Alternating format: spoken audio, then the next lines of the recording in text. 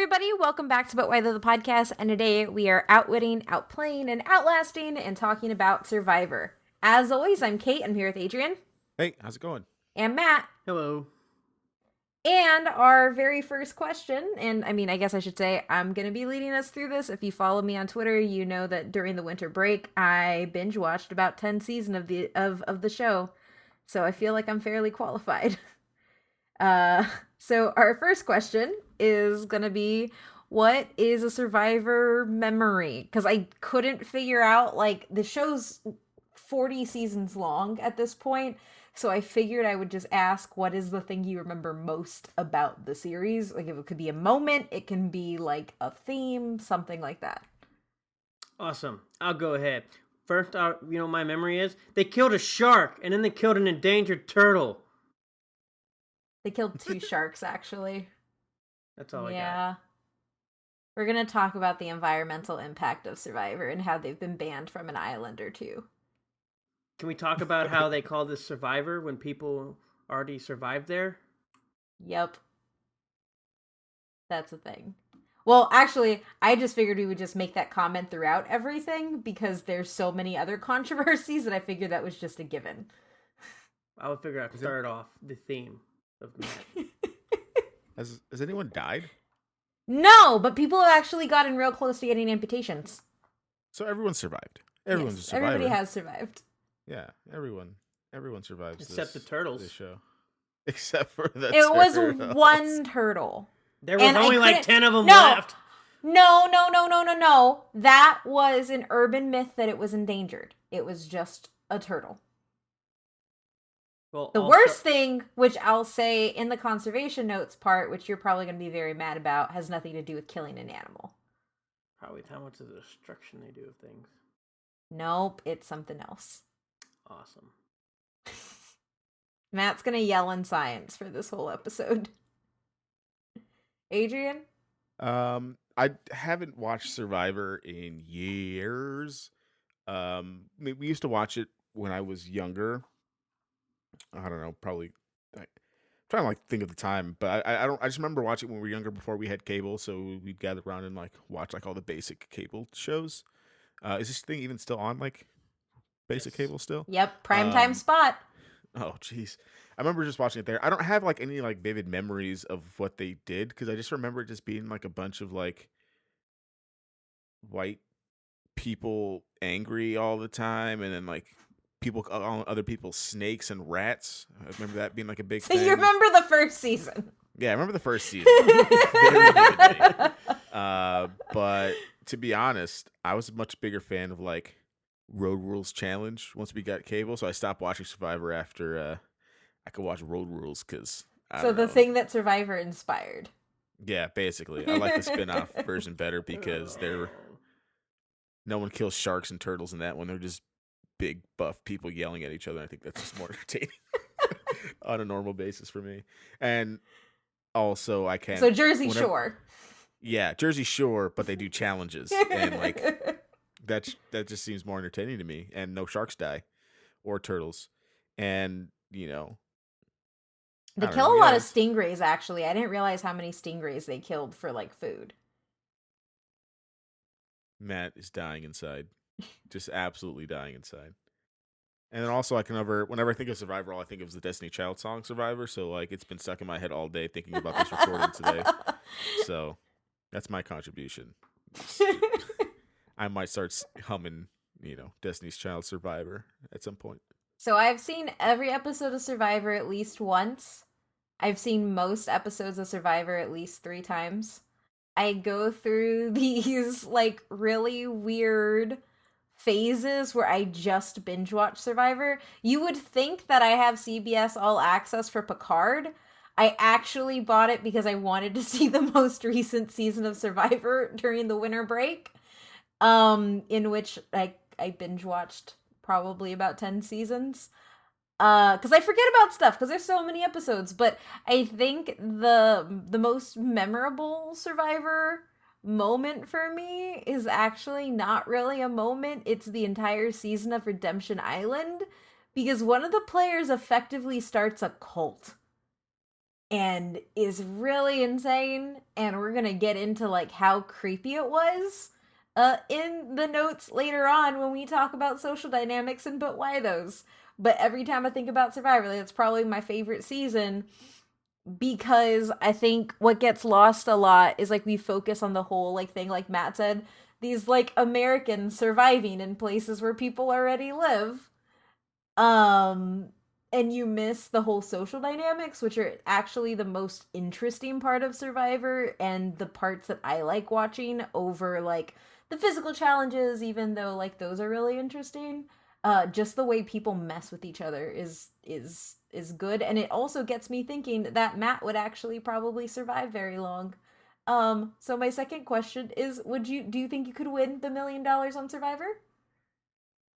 Probably considering I've actually had to survive in places. I But don't it isn't just think. surviving. It's social Yeah, game too. Oh, I have no idea about that part. I don't know. I just know, like, when it comes to surviving, sure. yeah. I think I'm too nice to survive in Survivor. Yeah, I don't think I do well. Like if this is like road rules, I think I can survive in road rules Oh because there's like no. less psychological messing up going in there. And it's more like how you can do in the challenges. But I don't know if because from what I remember, people just like just mean, just backstabby mean, and snakes and rats and stuff. And I don't know if I have it in me to do that on literal national TV. I'm also going to talk about some of those, but I would ask you if one of your friends in the game told you, "Hey buddy, I might get voted out. Give me your immunity idol, and I won't vote you out." Would you help the buddy and give them your immunity Are idol? we talking about met him on the show? Or are we talking about, Yeah, like, met him on life? the show. Like Oh, met him on the hell show. no. I ain't giving anybody anything. Adrian, Matt, you weren't. I know you wouldn't. This is not your question. It depends I'd make a on fake like how idol and close. give it to him. Like It feels if good. I'm thinking, I mean, if it was like if like Swore, like if I got like if Swore was on the island with me and we got real close, I'm like, yeah, Swore, I believe you, I trust you. But if it was like Matt, I'd be like, no, Matt, because you're just gonna throw me off the bus because I don't trust you to not kill me to win the game. So I think it just depends on who the person is. But yeah, I don't know. It's weird, and I don't know if I'd be able to do it. The reason I bring that up is because literally the nicest man to ever play Survivor won immunity, and then this girl talked him into giving him her necklace, and he was the last dude, and he was like the last one that was like physically capable of winning multiple times, and they voted him out that night. Yeah, That's why I yeah. See, said my do not problem trust women. is I mean, I don't know. Seriously, like women don't find idols, but they get them from everybody, and it's Yeah. Yeah, actually really I cool. don't. Yeah, I mean that's a good point. Like, whatever, we can get at it for this, but I think Matt already said it first, so I'm just gonna agree. I wouldn't give it to a girl because if Nope. it's a physical thing, I'm getting voted out. I'm sorry. Yep. Like, I'm just Well, and getting that's voted the out. whole thing. And like it's kind of like a larger conversation that I didn't really put in here, but like men find idols more often statistically because like there've been a whole bunch of breakdowns on Survivor, but women end up actually outlasting in some situations because they're better talkers and better social game players. Yeah. And because of that, they can essentially do the outwit part, with the exception of So, the what do man you who mean by started a better cult. talkers and better social part? Does that mean they just got Better titties? liars. Well, no, so they're better at building bonds. And that's one of the main things is like they sustain more friendships per season than the men do, which allows them to get further in because like Nobody the whole comes here to make friends. you don't, but you need to make it to the end. So that's the thing because and I'll get into like the rules here. So Just keep going here. yeah, before we I'm get gonna into- keep going, but we can talk about this because it's actually really like interesting. Because I don't think I would make it far. I think I can't swim, so I wouldn't make it at all. But if I could swim, I think I would either be the first one voted out or like maybe one of the last. But I would most definitely not win. Yeah, no, I think someone would call you a firecracker, and then you just lose your mind, and then you like stab them in their sleep.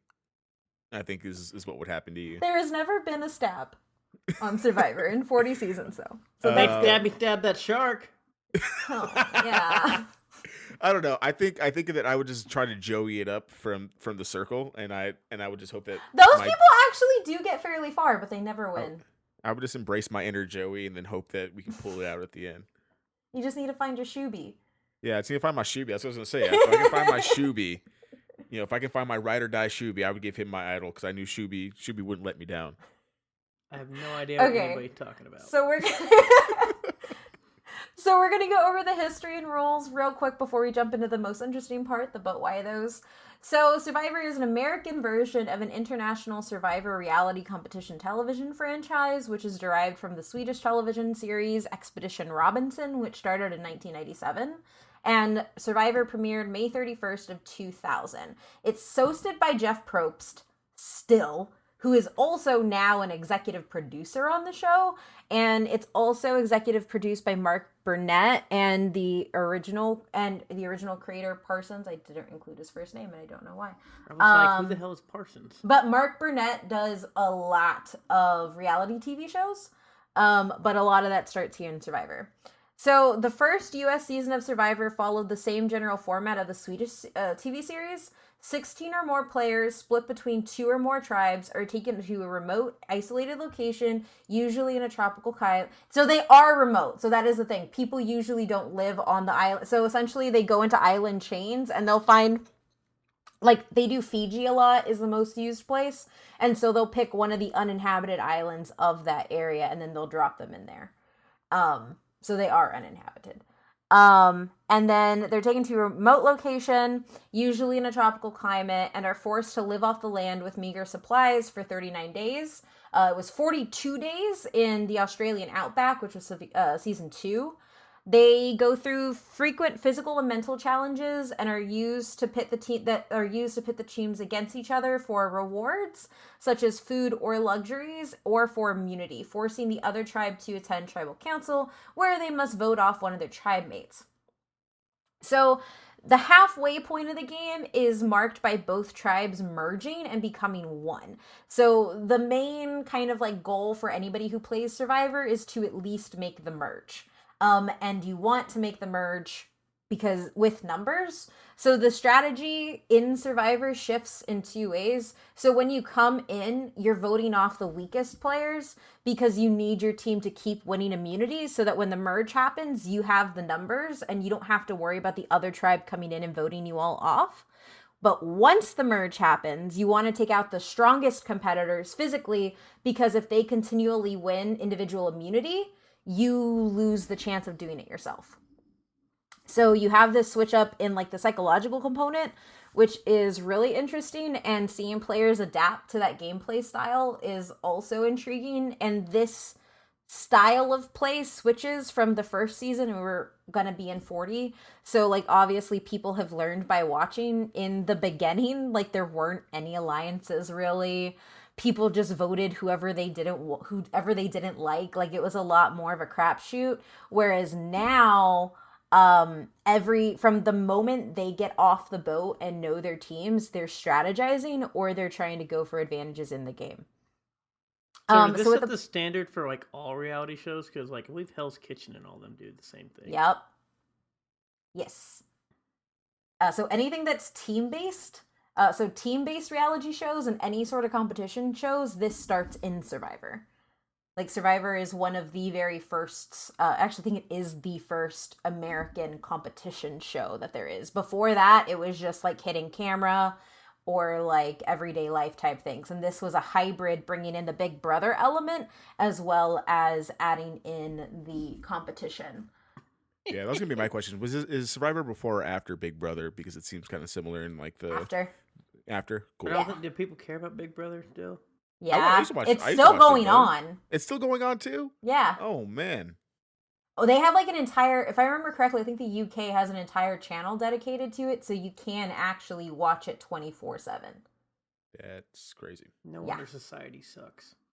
I mean, I don't know if you looked into this, but with the Expedition Robertson or whatever, did it have like the same similar rules, or did they really like switch it up a whole bunch for the US version? So it had the exact same rules when it first starts out, and then as the US version has continued, they've changed the rules substantially.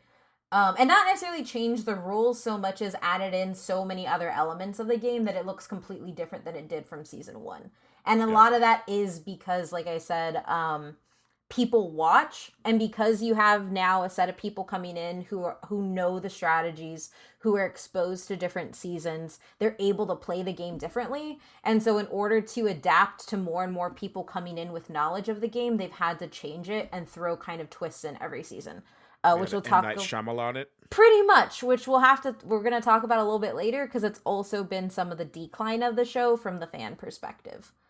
So at this point, at the point of the merge, survivors compete against each other to win individual immunity, and winning immunity ultimately prevents the player or team from being voted out at tribal council. Most players that are voted out after the merge form the game's jury, and once the group gets down to the final 3 people, it used to be final 2, so I believe it's season 15 they switch from final 2 to final 3 to avoid ties. But that's a new addition. The final tribal council is held, and each of the remaining players have to plead their case to the jury, and then the jury then votes for the player that they believe should be the sole survivor. So the reason that the jury vote is interesting is because it takes into 2 things. There have been people in Survivor who literally just ride coattails. They don't make anybody mad. They were kind of everybody's friends, but they don't end up winning because they didn't do anything. I would trade you for a dishwasher. So as the game has gone on, so when the game first starts, the people that are winning jury votes are those people. They're the people who were the friends, they're the loyal people, they're the ones that never shifted. And then once you hit about season 9, you end up going down this path of people starting to, like, they stop being angry at people who screw them over. It sometimes happens because sometimes they screw them over really badly. And you see more people appreciating gameplay. So once that shift happens, the jury votes, if you don't do anything, you will not win.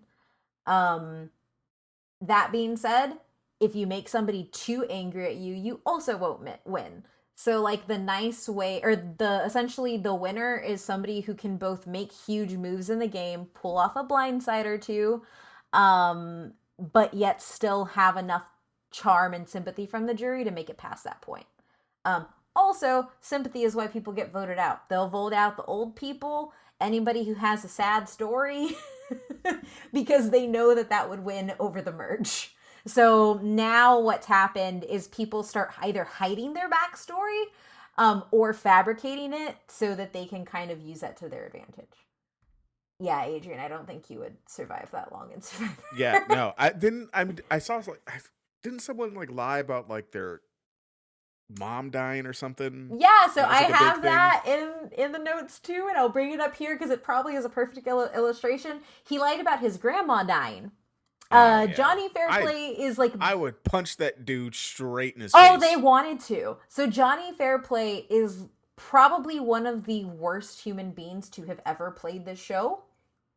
Very misogynistic, low-key racist. Like, never said anything overt, but it was definitely there. And then in the final in the challenge with his grandma, he walks up to his friend because it was the loved one's visit, and the first thing he says to his friend is, "How's grandma?" And the friend, the friend was ride or die. He's like, "Okay, we're doing this." I don't know, man. And he just lets Johnny keep with the story and is like, "I'm sorry, man, she died." And then everybody felt so bad that they purposefully got rid of their own family members so that he could have time with his friend to talk about his grandma dying. And when they found out, they were pissed. Because the funny thing is that Jeff, and this is probably like my favorite part of the show, is watching Jeff Probst, who knows the truth about all these people and can't say anything. So he will either like throw real shade. Like my favorite one was when a couple, the guy had immunity and the girl ended up getting voted out, and they kissed each other. And after they kissed, Jeff Probst said, "Man, but if it was real love, he would have given you that immunity necklace." Oh, I love it. Like, as the seasons have gone, his chill has lost. He has no chill at all. But yeah, so that happened. And there are other things that happened too. There's also self-tribe sabotage, where like people purposefully dump out their rice or hide flint. Actually, season 37, I think it's 37 or 38, this girl who actually looked a lot like Stefani when I watched it, she hid the flint for her team because she didn't want them to kill the chickens. Oh. And then she let all of the chickens go. We'd be eating when they human found tonight. the flint. we eating turtle tonight. She got eliminated. And then they killed all the chickens. It was actually very sad, and in that moment I was like, oh yeah, I don't know if I could do the whole animal thing. So continuing on, in all of the seasons of the US version, excluding the 40th season, which has a higher price cap, which I'll explain when we get to that part, each season has included a $1 million prize in addition to the sole survivor title.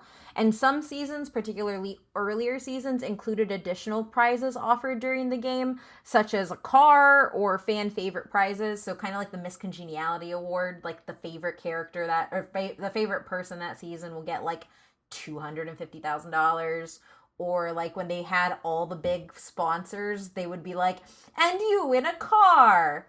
And that they did the whole like keep your hand on this car for the whole thing. And that was they pulled them out in the middle of the jungle, in the middle of the heat, and were like, hold on to this damn car. And I think it ended up going like 12 or 13 hours before everybody dropped out. Yeah, but... so this is the part where I was going to ask, how worth it is this show? Like, if you don't win, you just spent, 40 days in the jungle? You lose a lot of weight. How worth it is that? You lose a lot of weight. If you want to get in shape, you're going to get it. Somebody lost a whole person. I think his name was like Big Ben or something. He was like just a country guy, 6'5", wore overalls with no shirt all the time. Like that's just how he showed up. He didn't lose his shirt in the process. He just wasn't there. Or it was Big Tom. That's what it was. His name was Big Tom. Big dude, talked like the Cajun guy from The Water Boy. Hilarious because they tried to subtitle it to like for him to talk because nobody understood what he was saying. He lost a whole ass person. He lost like 110 pounds. Jesus. Yeah. It was crazy. Is it worth it?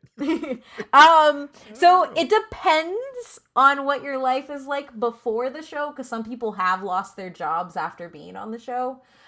Because of their behavior on the show. Yeah, I can see that for sure. But all contestants are paid on a sliding scale based in the order that they're voted out. So no matter where you come out, you do win money. And it is only for 39 days. So technically it could be worth it if it's like more a summer than what vacation, you would make in 39 Adrian. days. So the first player voted out has been given $2,500. And then the amount increases from there. And then some of the seasons that have featured returning players, they've had to pay those returning players to get them on the show in the first place. So Survivor All-Stars, which is season 10, was the first season to have just all people who had been on the show before, which included some winners, some not winners. I don't know how they thought it was going to go. All the winners got voted out first because they were like, nah, man, you won your $1 million already. Get out. Yeah, that makes a lot of sense. I hate all stars of reality TV shows. And all of those payouts started at $5,000. And then Winners at War, which is 40th season, has a minimum of $25,000. So everybody who is on that show all got paid at least $25,000 to be on it. For a second, third, fourth, or fifth time. Yeah, I'd just be like, hey, you all suck. Vote me out so I can go home. I got paid already. For $25,000? For $25,000, I'm killing all the turtles. For $25,000. For 1 day of work? Come on now. I'm letting out all the chickens. I'm hiding all the flint. So does that answer your question? Because essentially you can go on this jungle adventure for 10 days and make $2,500? Or actually 1 day and make $2,500? Yeah, so I didn't know that if you got voted out, you got paid out. So I guess that's kind of worth it. I guess depending on like what your... Yeah, that's pretty worth it. And when we get in... If you don't do anything like ridiculous in that first day and no one like fires you, I guess that's kind of worth it. And I will say, sign up. Let's go, Matt. Yeah, I will say it's worth it unless you get a flesh-eating disease, which has happened. The US version has introduced numerous modifications and twists, like I already talked about, that deviate from the core rules. And these have included tribal switches, seasons starting off with more than 2 tribes, the ability to exile exile They're all people characters. They're from not your people. tribe. The way they're casted, yeah, they are characters. And then ultimately giving people immunity idols as well as secret advantages, which is really when the game gets crazy, where it's something like, use this piece of paper to vote twice. That only happened like 3 times, but it gets crazy. And then now they also have a Final Four fire making challenge that happened at the end of season 5, but their way to avoid ties, especially with all this twist, because they have so many things at play, is if you have a solid tie, in the early game, you draw rocks. So it's like so you essentially, everybody goes into a bag, the person with the right white rock goes home. That doesn't happen too much because people realize that, like, I'm here for $1 million and I'm not going to put my luck in rocks. And then the final piece is if there's a tie at the end, it's a fire making challenge. So whoever can make fire and burn through the rope the fastest is the person who wins. Okay. So on to our boat Wythos. The first one is longevity and success. So the show's been on since 2000. It's hitting its 20-year anniversary. And from the 2000 to 2001 through 2005, 2006 seasons, its first 11 season competitions were rated the top 10 most watched shows of those years. It's also commonly considered the leader of American reality TV because it was the first highly rated and profitable reality TV show on broadcast television in the US. And it's also considered one of the best shows of the 2000s overall. The first seasons, which is now called Survivor Borneo, was filmed during March and April of 2000 and was first broadcasted in May. And this ended up being its first rating success, which led to its ongoing run, which leads us to where we are today with 39 seasons, with the 40th coming out when this episode goes up, all of which have maintained the primetime spot midweek. So when it first started out, it premiered on Thursdays at 8 o'clock, which is prime time. Now it actually premieres Wednesdays, and it's never shifted from that prime time spot. NBC has always had it, or CBS has always had it there. In 2018, CBS pointed out that the 2018 season of Survivor was essentially the night's #1 program in viewer numbers for the 11th time out of 12 weeks. So that's a lot at that point. Like, it is still competitive cable television, but then you can have your whole argument, are people really watching cable television anyway? So it's like the winner of nobody really watching TV, that kind of stuff. It has been filmed in over 18 countries, with the majority of the seasons taking place on different islands in Fiji, mainly because they didn't piss off Fiji, so Fiji keeps letting them come back because they pissed off a lot of other places that didn't want them to go there anymore. And it has 7 Emmys and is nominated for, I think it's like 20 something. The nominations, they all lost recently, so like they've had a streak of Emmy losses, so I didn't feel it was important to include them, other than they have 7. So I mean, if they're doing it, been around since 2000, it's 2020, 39 seasons, so I imagine they premiere the seasons twice, or has it just like been a thing where sometimes they do it more than twice? But so I'm just like, when do they just film this thing like all the time and then just pump out the episodes? Is it like a backlog thing where they have like 20 seasons stored up right now because it only takes them 2 months to film the show? So initially it was coming out yearly, and then it switched to coming out. Essentially, you're not too far off by saying there's always a season of Survivor in production. So once one wraps, they start production again. And the reason they do this is because they end up plugging the next season in the season finale of the last season. Oh, gotcha. It also allows them... so sometimes this works, sometimes it doesn't. So there have been some issues with like some of the specialty episodes where they wanted a person to come back, and they actually can't bring them back because they made it far in the last game. And so there's just a lot of overlap that happens. Okay, I can see that.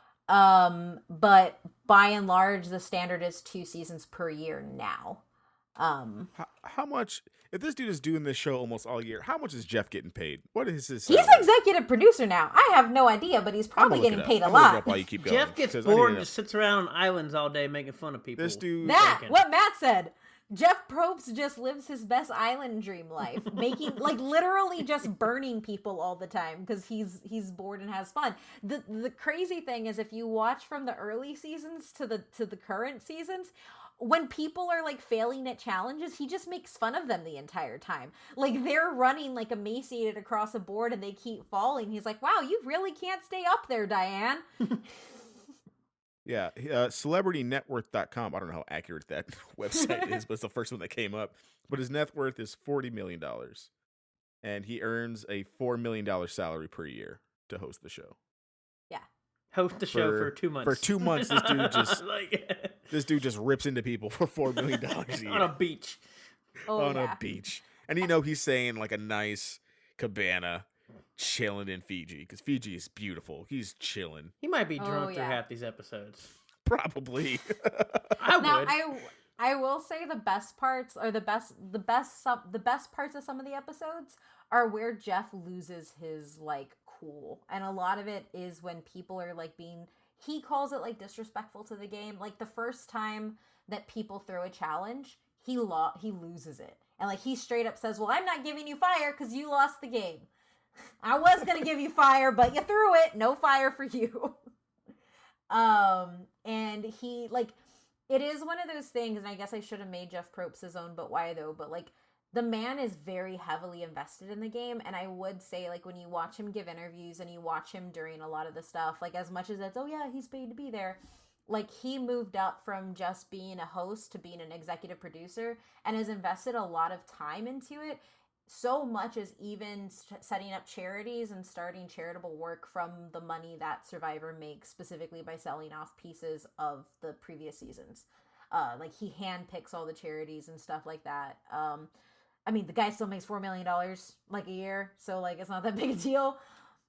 But he is somebody who is invested, so it has been a really interesting thing to watch as the seasons go on. Like he has no chill and makes fun of everybody now, but there are moments where he just loses his absolute cool. And it's when they're disrespecting the game or they're being really disrespectful to each other, which has happened a lot in like the last 5 seasons. Yeah. Is he, I mean, because we've talked about like game shows a couple times throughout our recordings. Is he like one of the longest running hosts of a reality show ever? I don't know. Because even when we did, Who Wants to Be a Millionaire, like we just didn't do it for that long. Yeah. So and this Trebek dude's is been the doing longest. this thing for. Well, yeah, I'm talking about like reality show wise. That's what I'm saying. Like, I guess it kind of comes down to because like this is a reality show, but technically it's still a game show. Yeah, it's still a game show. Yeah. So I guess it's gotta be up there though. I think he has to be straight? up there. Yeah. Yeah, I mean, I guess it depends. With no breaks or anything. He's never had co-hosts or anything like that either. Like it's just been him living his best island life. Now I hope that Jeff Probst is drunk during some of the early challenges. Yeah, did you hear that too? Yeah. So that brings me to our second but why though, and something I've already talked about a little bit. It's my favorite part of Survivor, and that is the social dynamics. So this is what the show is known for and why it clicks with a lot of fans.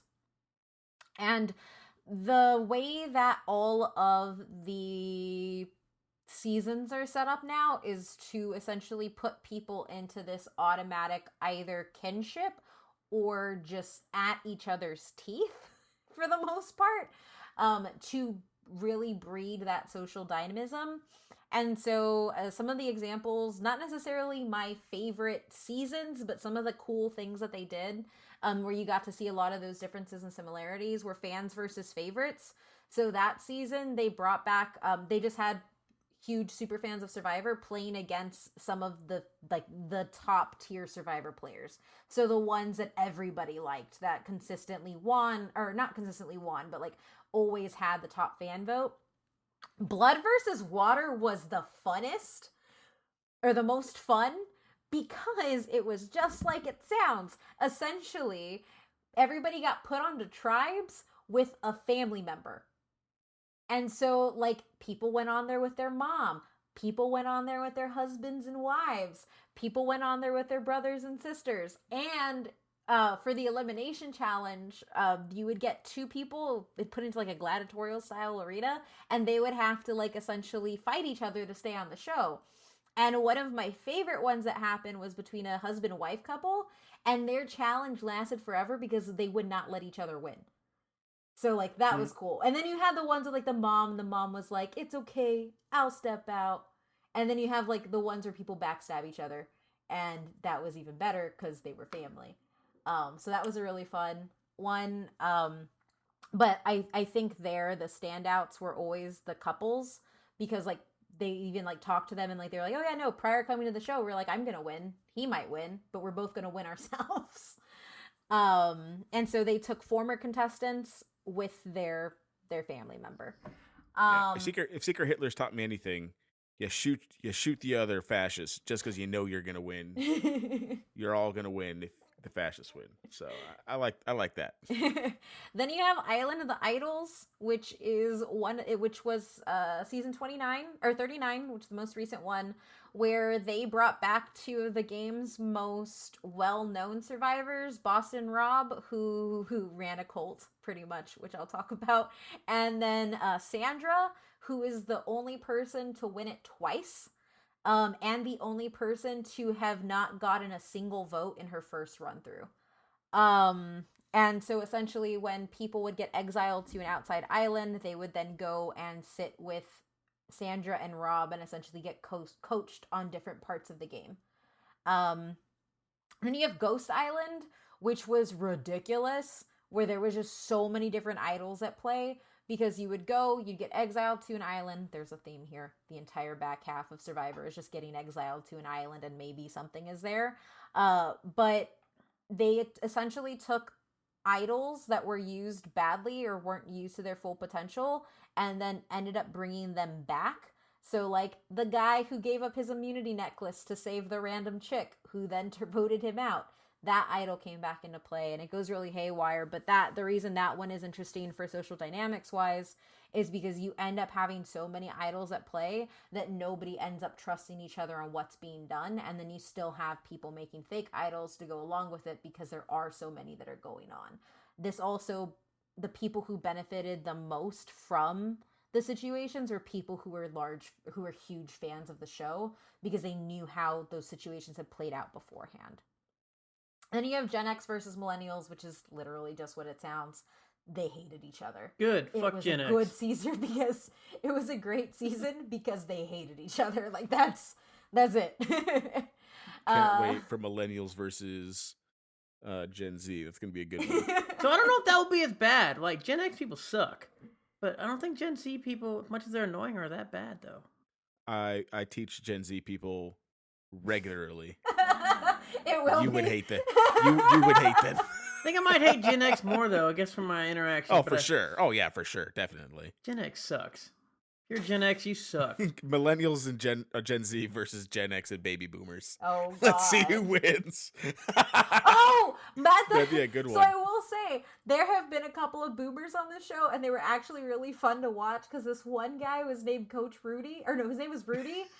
His name was Rudy. He was this really old man who had like a military haircut. He was in the Marines formerly. And the whole catch that season was you didn't get clean water. You had to boil your water, but they didn't provide anybody fire like they had done in the past. And so everybody's dehydrated and Rudy is over there just drinking from the well. And they're like, Rudy, they told us you would get bacteria. He's like, I'm 70 years old. I don't care. I'm here for fun. I'm going to go into the challenge drinking water. I would root for him just so if he would, like, every time he's on his thing, I'd just be like, Rudy, hoping that he doesn't get voted off. And, like, apparently, like, the producers talked to him to tell him not to do it. Everybody was worried that he was going to get some bacteria. And he's just, like, they did a super cut of just him drinking water from different places on the island because he was thirsty. That's the fun thing about having old people on the show. They don't care. And then you have Edge of Extinction, which what they did was this was one of the most interesting seasons because you ended up having with two different groups of people, the main cast that stayed and the group of that got voted out having to build different social dynamics because unlike other seasons, if you were voted out, you actually got the option to either leave the island or stay at Extinction where you had nothing, like they didn't provide anything but Flint, and you had to essentially figure out how to live by yourself. You got no rewards. You didn't have any challenges. You were just there, and it would slowly build up numbers. And then they were given the chance to come back in the game by competing for spots that were left out.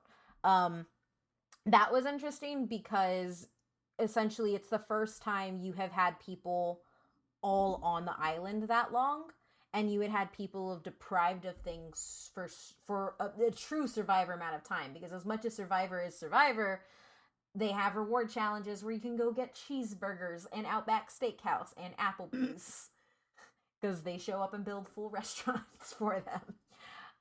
And then the Extinction people just literally got none of that. They maybe got a scoop of rice a day. And so that was interesting. And then you have David versus Goliath, which brought in people who were considered Davids in real life and then who were considered Goliaths in real life. So you had like the pretty hot, tall people who were either like really, really rich or really, really like attractive. And then you had the Davids who were like really, really tiny, really, really nerdy, not really good with social skills. And so that bred a lot of interesting dynamics that were going down. Who won? Huh? Did David or David Goliath win did. that? Okay, gotcha. Yeah, social gameplay, which they ended up winning because everybody underestimated them. That, and once they went to the merge, everybody knew that they were taking out the Goliaths. Yeah, that makes sense. So, and nobody felt bad doing it because the Goliaths were all very successful people. Fair. And then you have the sheer moments of crazy on the show. And I'm going to talk about one in particular because I actually found a paper where they mapped all of Foucault onto how this guy played Survivor. If you don't know who Michel Foucault is, he's a French scholar who essentially brought in the idea of discipline and how discipline forces people to act certain ways. He did a breakdown on prisons. He's a very, very old guy who is now long, long dead, and he's kind of fallen out of favor. But his ideas are discipline and surveillance. How surveilling people will cause them to act a certain way, and how your ultimate goal by disciplining people is to have them have internalized discipline where you don't actually have to make them act that way. They force themselves to because they're submitting to your dominance. Basically Clerks. Yeah. And so I'm talking about this because Boston Rob played the game multiple times. The first time, he actually ended up marrying the woman he made it to the final 2 with. They're still married, and they're both going to be on season 40 because they've both won. They were both ride or die. Super interesting. And then he comes back for Redemption Island. And Redemption Island brought back 2 old players who had made it to the final rounds but had lost.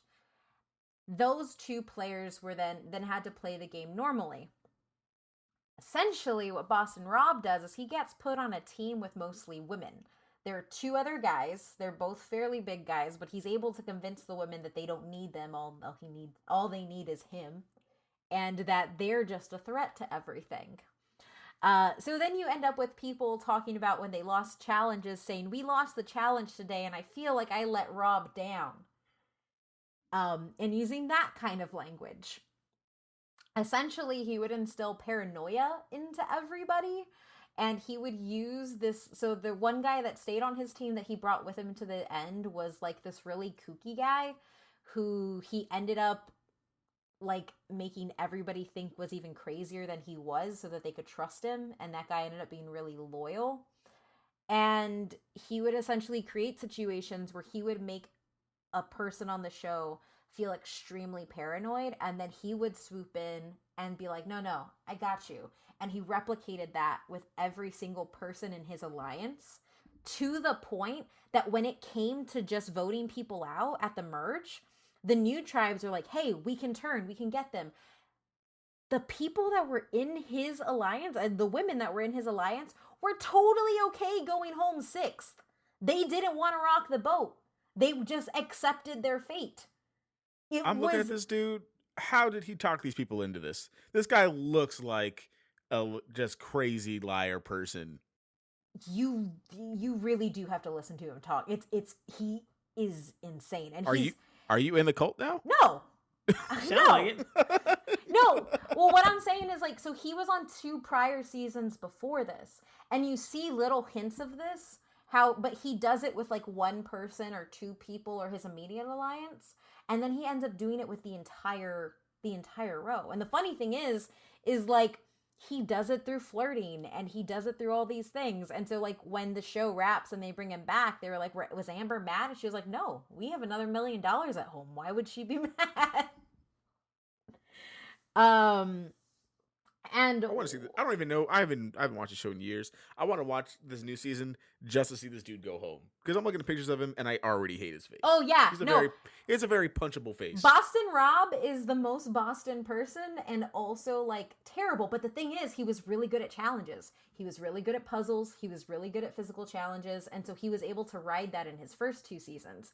And then you end up coming here, and he went as far as when the tribes merged, instilling different eating times. Like, he would not allow the rest of his tribe to eat with the new tribe that came in at the merge, because he wanted them to keep this us versus them mentality.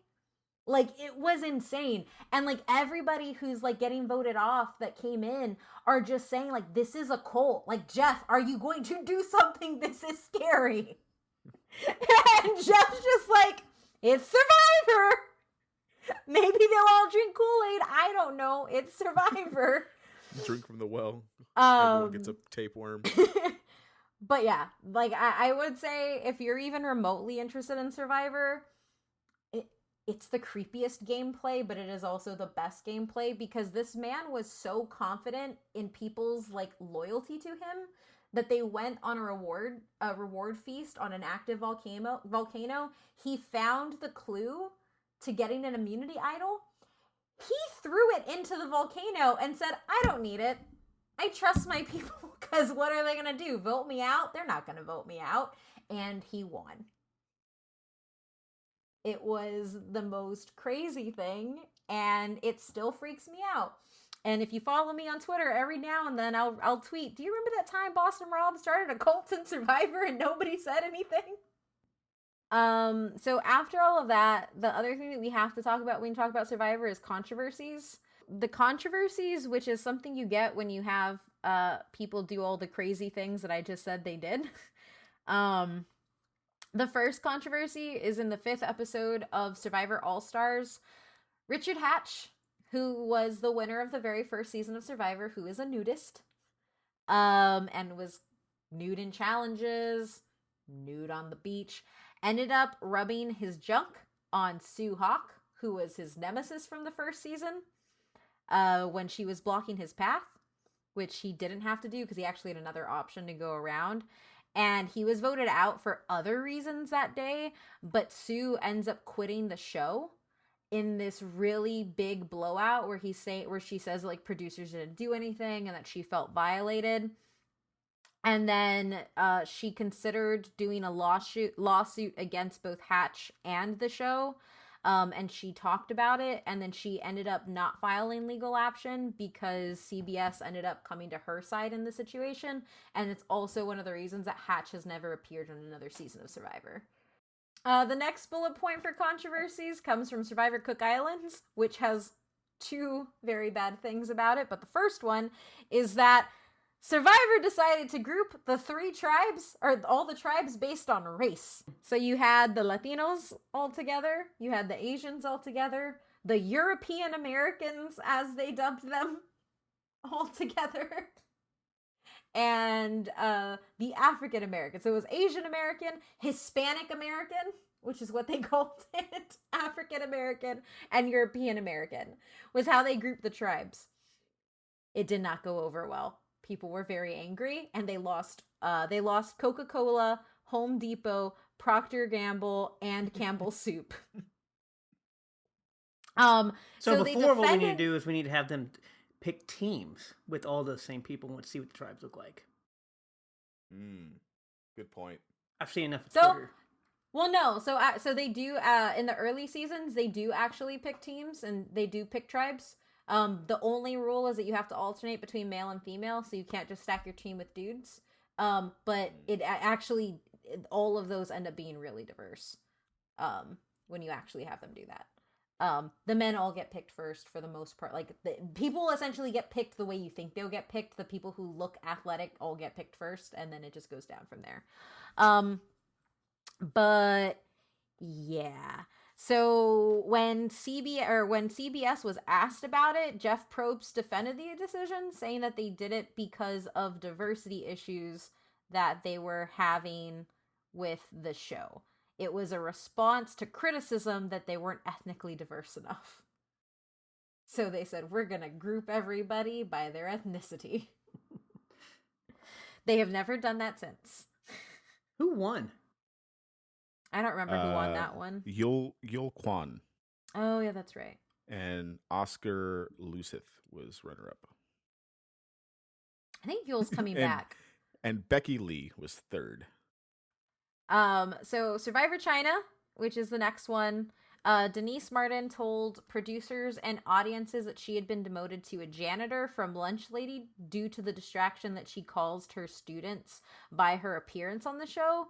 And because of the misfortune, Burnett, being a nice guy, gave Martin $50,000. But it came out that she lied, and Martin would actually later recant her story after the school district said she worked for publicly stated that she had taken the custodial position before she appeared on the show, and so she ended up giving the money to charity. Well, that's nice. I remember this one. And then you have Jim Early, who was a user on the fan forums of Survivor, who was sued by Burnett and his production company and CBS in August of 2010 for allegedly releasing detailed spoiler information for both Survivor Samoa and Survivor Heroes vs. Villains. Early revealed that he was getting his information from Russell Hantz, a contestant of both seasons, through phone calls and emails. Early compiled in the lawsuit by providing such evidence, eventually leading to its dismissal in January 2011. Although legal action has yet to be taken against Hantz, the contract for a player in Survivor includes a liability up to $5 million for revealing the show's results. Oh. Yes. I won $1 million, but I lost 4. Yeah. Russell Hantz has never won because he's scum. He is awful. You can also look him up. He's awful. But did he put a junk on somebody? He did it. Am I gonna go watch 40 seasons of Survivor because of you, Kate? I think that's what's gonna happen here. The people are the best part. The people are the best part. A lot of them are pure trash, and some of them are really, really great humans that you just want the best for, and then they get voted off right before the end. Or they collapse and almost die, in which case it gets real sad. Then you have, in the 6th episode of Survivor Game Changers, Jeff Varner reveals at a tribal council. This is probably one of the worst things that has ever happened on Survivor. He outed a fellow contestant, Zeke Smith, as a transgender man. This ended up causing immediate uproar with his teammates and Jeff. Like, this is one of those moments where Jeff lost it. Rightfully so. And it led to Varner's immediate elimination. So essentially, what happens is Jeff just essentially goes, "Do we even have to vote?" And he just goes because everybody just wanted him gone. The incident ended up getting covered by various news outlets and fans that heavily criticized Varner's actions. And Varner explained himself following the episode's air date and expressed regret on his actions. And he also ended up being fired from his real estate job after the episode aired. Because the main thing that he said was, because his head was on the chopping block, he said that they couldn't trust Zeke because Zeke was hiding a deep, dark secret. And then he revealed that Zeke was transgender, which this was Zeke's 2nd time on the series. And nobody has the right to say that stuff. And so that was probably one of the biggest moments in Survivor, because it was like one of the biggest moments of somebody just being an absolutely terrible person. So yeah, that shows you some of the horrible things that happens in Survivor. And it sucked. One of the reasons it got a lot of attention was the Game Changers season, was where they reinvited old players back who had made significant like strategy changes and stuff in the game that stuck past their season. So it was a highly watched season with a lot of people. Zeke took it all in like really really good like not good stride, but like he dealt with it and he ended up kind of coming to terms with it. But fun fact about Zeke, he actually is dating Mateo from Superstore, or he was as of the finale of I think it was season 39, because he was in the crowd, and that was really cool. He is a happy ending, but the guy, yeah, Varner's trash. He also will never be invited to come back on because of that. Then you have before the premiere of David versus Goliath, contestant Alec Merlino posted a photo of himself on Instagram with fellow contestant Kara Kay, containing the caption "F it." And the action broke Merlino's NDA agreement with the show and he was consequently stripped of all appearance fees and banned from the live reunion show. Due to this, because he lost everything, they didn't make him pay the $5 million penalty. And I also think it was because he didn't reveal any like really big information about the show. They just took all the money that they would have given him. Now, finally, we get to season 39, The Island of the Idols, the most recent of the terribleness that has happened with a contestant. And this includes contestant Dan Spilo, who was issued a warning by producers for inappropriately touching fellow contestants, including Kelly Kim. Contestants Elizabeth Beisel and Missy Bird came under fire for their misuse of the situation for a strategic tool.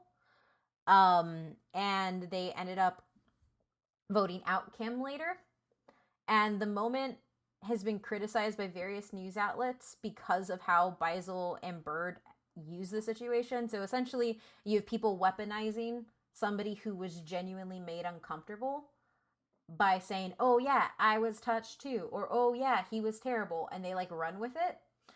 And so in those episodes, it's really freaking hard to watch because you have one contestant who had a legitimate issue and something that was seen on show. Like they showed her talking to producers, and in the early episodes, you can see where they're having those instances.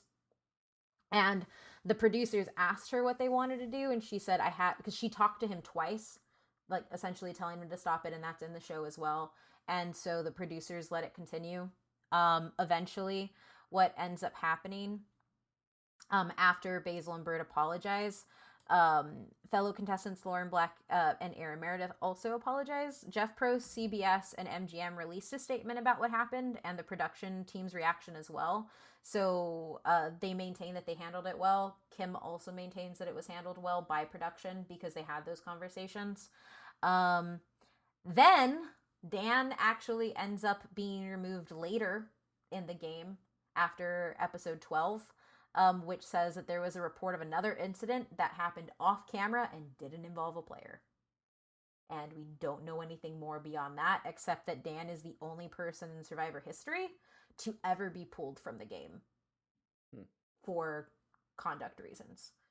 And so Spilo later issued an apology to all involved for his behavior after the finale's broadcast.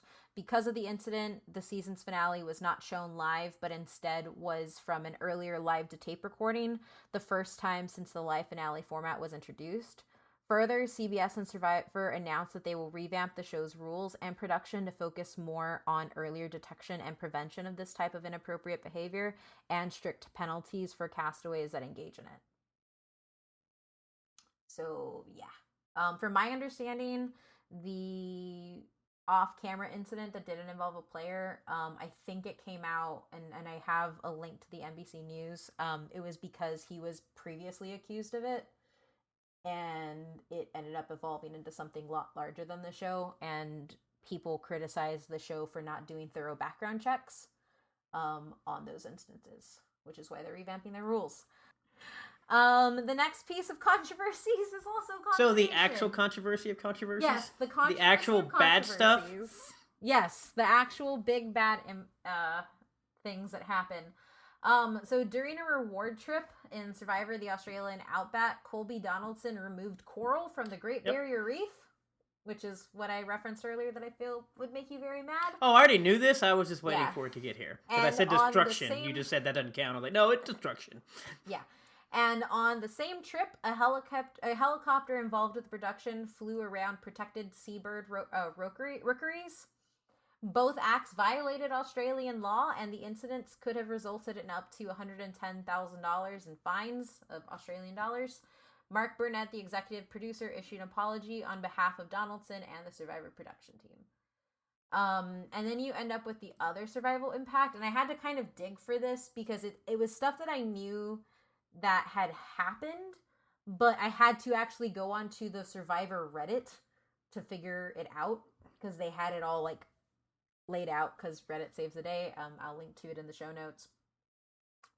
So the compass challenges, as well as other challenges on the Cook items, weren't cleared properly by the authorities of the Cook Islands, and it had lasting effects on the islands being used. And because of the Survivor was banned from using the Cook Islands ever again because they greatly interfered with the environment and they didn't have approval by the people in charge.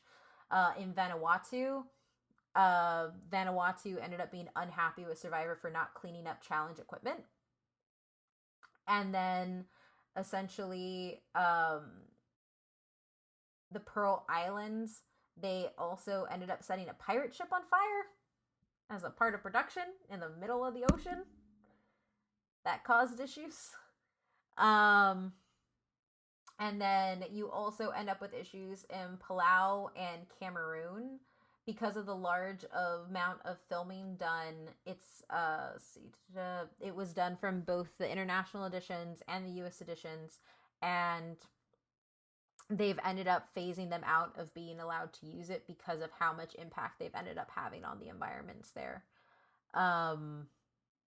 Yeah, essentially like the biggest issues are leaving pieces of equipment behind or leaving challenges behind or just leaving a lasting impact. And so it's kind of, which is one of the reasons why all of the recent pieces tend to happen in Fiji, because for whatever reason Fiji loves them. Yeah. Especially on small ecosystems like islands, they don't realize you picking up rocks or you putting stuff there or moving this and that can have giant effects. Yeah, so that was one of the things that they did institute. So they started so when Survivor first started, you would have to cut down the trees and bamboo with machetes to make everything. Now what they do is they actually provide the shelter materials. Like they won't provide the ones you need, but they will put bamboo on the ground just for you to pick up and use so that you don't have to cut down areas. And so they've started implementing more ways of kind of being more sustainable, but it's still people on small ecosystems. But the worst things are just also like, I do know, and I couldn't find the source, but a lot of people were talking about it. There's limits on what they can actually hunt and fish as well, because they killed squids and stingrays, and on some islands that was okay because they had a large population. It would have just been like if inhabitants of the surrounding islands were also fishing there. But then you had other instances where you have sharks and other things that you shouldn't really be killing. So now people have to be prepped on all of that. Matt, would you like to say anything else on bad environmental impact? I'm just not surprised. That's... What do you want me to say? It's 20 years. We're going to keep doing this. I mean, I'm glad they got better, but I already knew they'd been banned from, like, a lot of stuff. I knew about the Great Reef. I knew about the sharks and the turtles stuff. And I will say a lot of, like, the early stuff, a lot of, like, the really bad stuff were in the early years of the show. It isn't an excuse because it still happened, but they have stopped doing a lot of it. It was just funny that they, like, literally said, hey, let's go to this island, and you all just start cutting down trees, and nothing will happen. You know, let's grow right back. Like, nothing happened. Like, what? Yeah. Then you end up with what people end up calling essentially like this show like kind of failing with viewers in future seasons. So Rupert Bondman, a contestant on Pearl Islands and All Stars, was extremely popular with television audiences, but he ended up finishing 8th and 4th respectively in his appearances on the show. As a part of a special on the All Stars reunion, a contest for 18 players was created where the winner would be selected by the viewing audience to receive $1 million prize. Bonham unsurprisingly won the prize. Like, Rupert's also amazing. He's probably one of my favorite people. With more than 80% of the votes cast for him. Many fans of the show saw this as a way of diluting the overall concept of the show, but instead of outwitting, outplaying, and outlasting your fellow tribe mate to win the game, a player would now have to specifically just gain popularity. In 2001, Stacey Stillman filed a lawsuit claiming that producers interfered in the process of Survivor Borneo by persuading 2 members of her tribe, Sean Kenneth and Dirk Bean, to vote for her instead of Rudy. Then you have the selection process for the 14th season ended up coming under fire when it was revealed that the entire cast of Survivor Fiji, only Gary Straitsky had gone through the application process and everybody else was recruited. Probst defended it by saying they needed to do it for diversity reasons. And then you have contestants that did not make the jury in Survivor Cameroon were not allowed on stage when the reunion show, while Jeff Probst claimed that the new stage could not accommodate 18 people. The format change was panned because of the show's fans and fellow contestants felt it was unfair to be left out of the audience. Aaron Reichenbach, who finished 5th, did not even get a chance to speak at the reunion and called out producers for their treatment of contestants. And then, kind of like I already mentioned, a lot of fans are just really mad by how many idols are getting given out because you're having contestants who feel feud drama finding them more and more frequently. And then it's becoming very apparent that production is interfering with not only voting processes, but also in helping people get a leg up on the competition itself. And then when it comes to how real is the show, vote tampering does happen. Like I mentioned with Stacey Stillman. And then in another incident, Lauren, who did not vote at the tribal gathering, Jeff Probst found that there was going to be a tie. Jeff read all the votes and announced the fact. No one noticed that there was not an 11th ballot, and no one of the contestants noticed that the one vote was missing. So that's probably one of the, like, you can't tie with 11 people. I mean, I guess you can, but... You can't. Well, no, because she could have voted for another person, essentially. You could have had 5 and 5 and then 1, but that didn't happen. So there is no script for the show, but it is coached improv. So essentially, like, all the contestants scheming and everything is them. They do it on their own. The contestants are pre-screened very heavily to find people who look good on camera and also essentially fit certain stereotypes. And then it's extremely edited down. And then in one-on-one interviews, the one-on-one interviews are often with producers who will ask pointed questions and either plant seeds in their heads for them to kind of enact things or get stuff stirred up. So it's all them doing it, but they are being manipulated by producers because that's what happens. And then you end up with scene reenactments. So if a better shot is needed of a situation, Mark Burnett, the show's executive producer, admits that scenes end up getting reshot in order to get this better footage. So while the thing did happen, like say somebody falls or the challenge goes on to 12 hours and somebody comes off, if they miss that and they need something else, they will find a body double to come replicate what just happened. Take with that what you will. Adrian, you want to be a body double to go fall down? Seems like that messes with the integrity of the game, but I'm not Jeff. Yeah. So. And then in some cases, contestants on Survivor actually have their clothing hand chosen by producers. So the show's producers will portray them as stereotypical as they can. And one of the most notable ones is John Cochran, who is one of the most famous fans to have ever played. Was a Harvard law student, and so he was tapped to be the nerd, and so they put him in a sweater vest. And he had never ever worn that in his entire life, and he's talked about it. So then we also have like the shocking moments that have happened, and I have links in our show notes that have full list of these because there is a lot. We've already talked about one of them, which was the dead grandma. The other one was where a contestant on, it wasn't Survivor Australia, so the second season, fell face first into the fire, and he ended up running into the ocean to put it out. In Survivor Cow Wrong, 2 interesting incidents happen. In one challenge, 3 contestants pass out, like back to back to back, and they end up being short medical staff. And then you have a person actually has a worm crawl in their ear. And then there's a boat accident that also happened on David versus Goliath, where it ended up to a player being ejected for the game for medical reasons, because on impact, he ended up slipping a disc in his back that made him unable to play. When it also comes to injuries, there have been about 5 different people who have had 7 people who have had infections on the show, and about 4 or 5 of them actually had to be evacuated and taken to seek medical treatment because of how long they let the infection go. And each of them were facing amputation. None of them have lost a limb, but they did. And then, yeah, essentially we've been going on for a while, but the fans are also a huge part, probably the biggest. But why though? There is now a Survivor College Edition that started out with Survivor Maryland. Survivor Maryland has over 13 seasons on YouTube, as well as its own subreddit. And this is essentially where college students replicate different challenges in a college environment. And then, of course, you end up with different types of charity work that Survivor ends up doing at the end of each U.S. Survivor season. From Africa onward, various Survivor props and memorabilia are auctioned off to charity.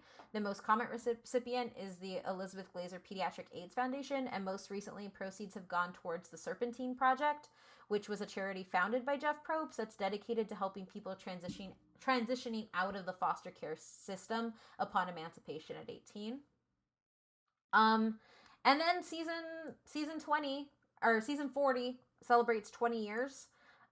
It will be bringing back 20 of the 38 unique winners of Survivor in the past. They're all putting them on an island, and they go from between seasons 3 and 37, and they're playing for $2 million.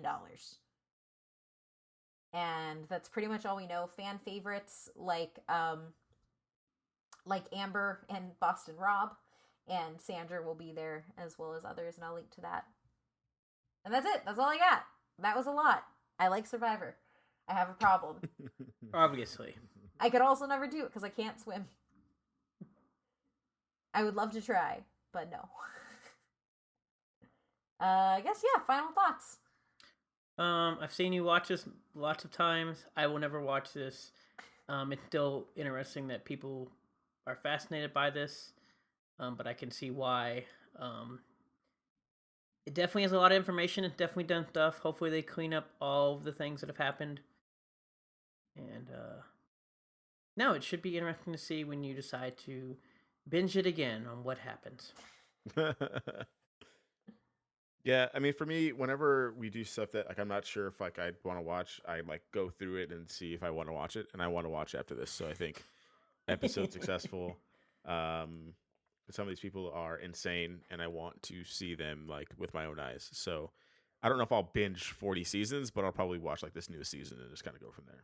I was like, if you want, I can give you a cheat sheet on crazy people, and you can just watch the crazy seasons. Yeah, that'd be great. Can you put that in the show notes and just give us the crazy people, I'm surprised we don't have an article for that yet on the site. Oh, that's actually a good article idea. I should do that. Okay. Yeah. Yeah, my final thoughts are that I have been watching the show since it was live on TV since it initially came on in 2000. It was something me and my family did. It was something that we loved. And in another 2 years, I will probably go back down the rabbit hole and binge them all again. I love the show. I don't really like what it stands for at all. I just like watching trash. And these people are giant human trash fires, and it's great. But it's good TV, and I think everybody should tune in at least to this most recent season because it will have some of the most notorious players and the winners, which puts them all on equal footing. But yeah, so with that, you can follow us at ButWhyThoughPC on all of our social media. If you'd like to support us a little bit more, head on over to patreon.com/ButWhyThoughPC. And then you can go ahead and find me on Twitter, where I will probably be yelling about season 40 of Survivor at OhMyMythReindeer. Adrian? Yep, you can find me on Twitter at superreese93, SUPERRUIZ93. Matt? I'm gonna go look at some plants.